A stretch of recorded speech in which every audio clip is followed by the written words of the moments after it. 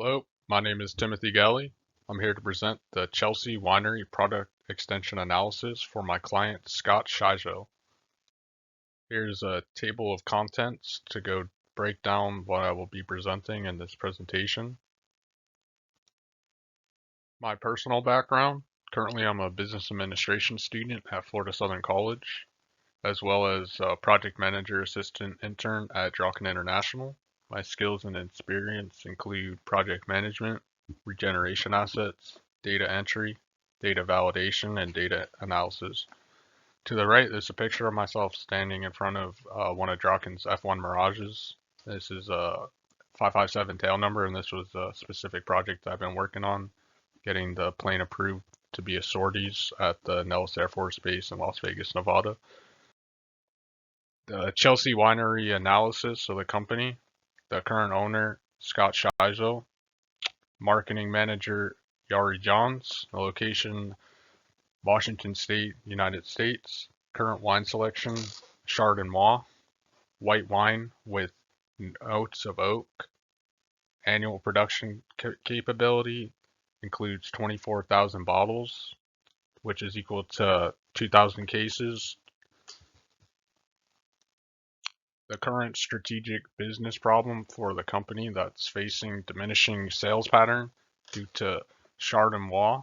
In the 5-year period from 2015 to 2020, they're seeing a 2 to 5% annual sales decline. This is unhealthy pattern. Strategic business objective number 1, which would be to improve sales via public relations, following marketing manager Yari John's suggestions to submit Chardonnay to Wine Enthusiast magazine for review. This would increase brand and public awareness to the product offerings. Objective goal: to score 80 points or above on Wine Enthusiast rating scale. It's a great strategic goal.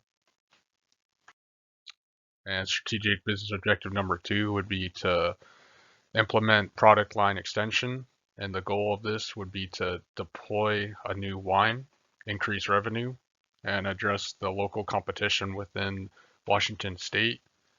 According to Wine Enthusiast magazine, the rating scale must be 80 points, so scoring above would be great, and this is important consideration. Wine Enthusiast magazine's rating scale is a comprehensive breakdown of the ratings that must reflect upon the editors felt about the particular product. Beyond the rating, we encourage you to read the company tastings to note and learn about product specific characteristics. Currently on the rating scale, 80 to 82 is the acceptable range. This is the entry point. Good would be 83 to 86, 87 to 89 very good, 90 to 93 excellent, 94, 97 superb, and classic, this is the pinnacle of quality, which would be 98 to 100. And it's a very prestigious objective. And as I stated, receiving points of 80 is required to be a part. The target scope analysis: which type of white wine should Chelsea Winery produce? Should we implement the new wine being fruity or non-fruity? Is there a relationship between the type of white wine and its price? Is there a relationship within the score given by wine enthusiasts? Should the new wine contain hints of pear or not? And is there a relationship between containing hints of pear and the sales price of the wine? Is there a relationship between the score given by wine enthusiasts? And this is going to be helpful with determining the type of wine to produce that will help to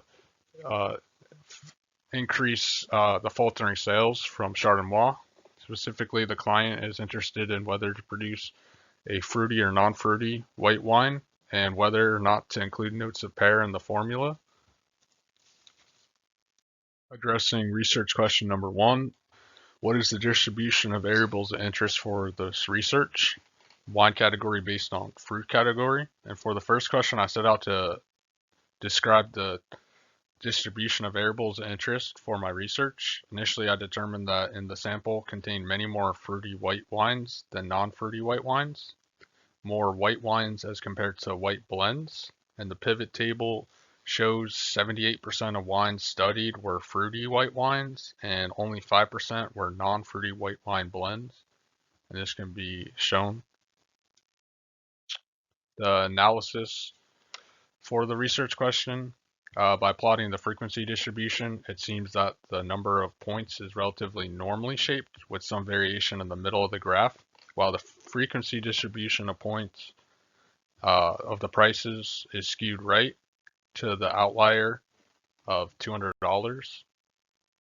Interpretation: the average number of points for the white wine types sampled was $88.14, and the average sales price was $20.55.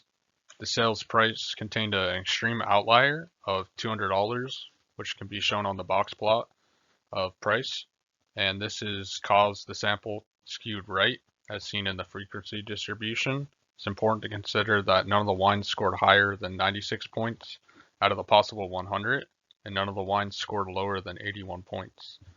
And the range of prices stretched from $6 up until $200 due to that extreme outlier. Research question number 2 addresses which had a higher average points and a higher price between fruity and non-fruity white wine blends. Next, I analyzed the data to determine which combination provided the higher average price and points. It is important for the client to understand which types of wines are garnishing the highest scores on the wine enthusiast rating scale, as well as which varieties command the highest scales price. Analysis: by creating pivot tables, I was able to compare these values directly and determined initially that fruity white wines were more expensive on average, and non-fruity white wines scored higher on wine enthusiast rating scale. However, due to the relative frequencies of each variable, I determined that a more targeted analysis may be required, so I ran confidence intervals to better understand the data.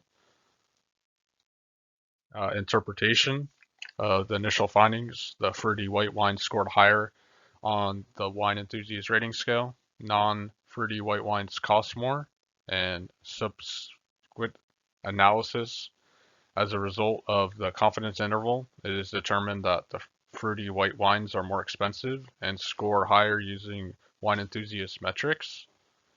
And after constructing the 95% confidence interval for the data, it became more clear on average for fruity white wines that have much narrower range of values than non-fruity wines, and furthermore, there's more likely to sell for over $20, where the non-fruity wines may fall below $20, even though they may sell for almost $22. Although inconclusive, this analysis does lend evidence to support fruity white wines for both highest rating and highest sales price. Research question number 3. Does containing notes of pair increase points awarded or increase the sales price of fruity white wines?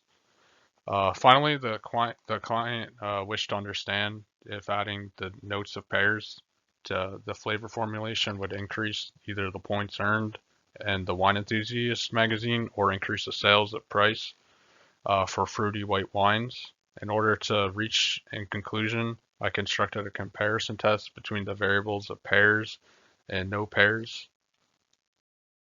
The analysis: after running 2 separate t-tests, assuming unequal variances, we found a p-value for points of 0.02 and a p-value for the price of 0.13. And the test carried out was using difference between each variable's mean, score over price, and then running a one-tailed test to determine if the difference was 0 or non-zero. This would be greater than 0. And based on the 2 sample t-test, assuming that unequal variances, as I stated, the amount of points earned for each wine containing pairs or no pairs, the test statistic was found to be 1.99 and the p-value of 0.02, and the 2 sample t-test assuming unequal variances for the sales of the price of wine containing pairs or not, the test statistic was found to be 1.13 and for the p-value of 0.13. Interpretation: as a result of the t-test, it can be determined that the presence of pairs has a significant negative effect on the number of points earned in the wine enthusiast rating, while pairs do not seem to have an effect on the sales price, especially if there's cost over time input for adding notes of pairs to the wine. Negative effects would be amplified. And upon interpreting the t-test for points and price, it was determined that there's a significant negative impact on the time of points earned. When the white wine contains notes of pears, there's no significant relationship to be found, however, on the sales price of white wines based on the presence of notes of pears or not. There are certain factors that have silently affected these values, such as an extreme outlier pricing of the data, as well as extreme difference in sample sizes between the wines with pairs. Numbers of the range include 463, and without pairs, 1,444. Recommendations: fruity wine or non-fruity wine, and what fruit category should Scott consider when producing next, and why? Fruity white wines or non-fruity white wines? My recommendation is fruity white wines. Why? Because fruity white wines are much more commonly produced than non-fruity. They also command a higher sales price when considered fully, and fruity white wine was also the most commonly expensive overall. After careful examination of the data and the analysis that were run, it is recommended that the wine produced by fruity white wine, since there's an average higher wine enthusiast score, more positive PR, and there's also not significant difference between sales price for fruity versus non-fruity, with the exception that the most expensive wine studied was $200, and that was fruity white wine.